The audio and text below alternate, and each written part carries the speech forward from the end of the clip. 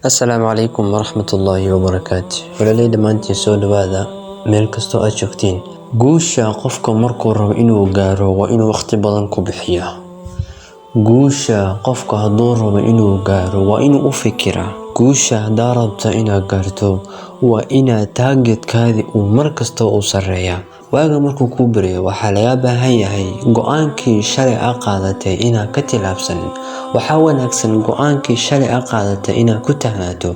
Waxaa qaadatay inaad guushaada mar gaarayso. Marka dadaal badan ayaa laga baahan yahay. Waxaan ku soo gudbinayaa qiso run ahaantii aan dhihi karo waxay anfacaysaa dadka rabaan inay ku guuleystaan nolosha. Guusha lagu sheegayo ma aha guul adduunyo bas ma aha. Guusha dhabta lagu sheegayo waa qofka ku guuleysta adduun iyo aakhiro. Aakhiradu haddaa markasta ka fikirto tan adduunyada iyada ayaa ku soo raadsanaysa. Balse tan adduunyada haddaa markasta daba ordo ma helaysid. Maxamed wuxuu ka soo jeedaa qoys faqiir ah. Runtii aabihiis iyo hooyadiis asaga bas ayay dhaleen. Maxamed wuxuu ahaa wiil dadaal badan. Waxbarashada aad buu u jeclaa, aad buu u dadaali jiray. Balse aabihiis ayuu cashiro badan ka bartay intii aabihiis ula joogo guriga. Maxamed aabihiis muu shaqayn jirin, guriga ayuu iska fadhin jiray. Runtii hooyadiis ayaa suuqa wax ka geyn jirtay. Wixii ay ka soo heshana waxay ka dhigan jireen irsaaqad ayay ka dhigan jireen. Aabihiis wuxuu ahaa nin xakiim ayuu ahaa, nin wanaagsan ayuu ahaa. Dad ayuu deen ka soo qaadaya, dad masaakiin ayuu u sii qaybinaya. Asigoo waxba haysanin ayuu dad taajiriin ayuu deen ka soo qaadaya. Wuxuuna arkayaa masaakiin dhibaataysan, masaakiinka ayuu siinayaa. Guriga markay isla joogaan Maxamed iyo hooyadiis iyo aabihiis waxaa imaanaya dadkii deynta ku lahaayeen aabihiis. Aabihiis aad baa loo canaananayaa. Canaanta aabihiis la canaananayo Maxamed aad bay u dhibtay, aad buu u soo nacay.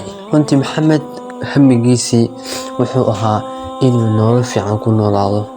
Maxamed hamigiis wuxuu ahaa inuu nolosha nolol ka bedel inuu galo.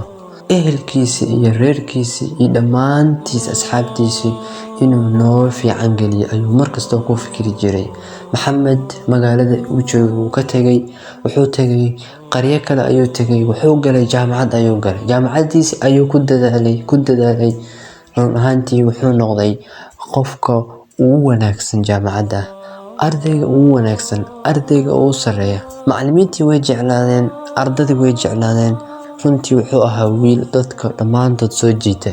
Maxamed dadaalkiisa ayuu muujiyay, horumarkiisa ayuu ka fikiray. Run ahaantii maalin maalimaha ka mid ah isagoo jaamacadda dhex fadhiya ayaa akhbaar loo soo sheegay in aabihiis uu geeriyooday. Runtii Maxamed aad buu u murugooday. Wuxuu aaday safar ayuu aaday. Wuxuu tagay meeshii aabihiis uu ku geeriyooday.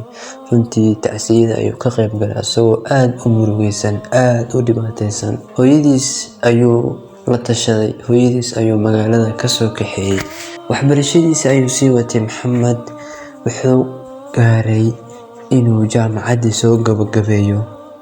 Markuu jaamacaddii soo gabagabeeyay, run ahaantii Ilaahay subxaanahu wa tacaala wuxuu qadaray Maxamed inuu shaqo helo. Shaqo ayuu helay. Shaqadii run ahaantii shaqo fiican ayuu helay. Meel shirkad ayuu ka shaqaynayay. Dadkii shirkadda ka shaqaynayeen iyo madaxdii shirkadda iska lahayd runtii Maxamed aad bay u jeclaadeen. Waxay gaareen go'aan ayay gaareen in Maxamed ay ka dhigayaan maamulaha shirkadda. Maxamed run ahaantii markii loo sheegay ee u soo bandhigeen ee ku dhaheen maadaama wiil fiican aad tahay waxaan kaa dhignay madaxda shirkadda ayaan kaa dhignay. Runtii Maxamed Allah subxaanahu wa tacaala ayuu ku shukriyay. Runtii Maxamed noloshiisa way isbedeshay. Wuxuu noqday madaxda shirkadda ayuu noqday. Hooyadiis way nooshahay balse aabihiis ayaa geeriyooday. Allah u naxariisto. Maxamed wuxuu ka soo bilaabay hoos ayuu ka soo bilaabay. Wuxuuna gaaray meel sareysa ayuu gaaray.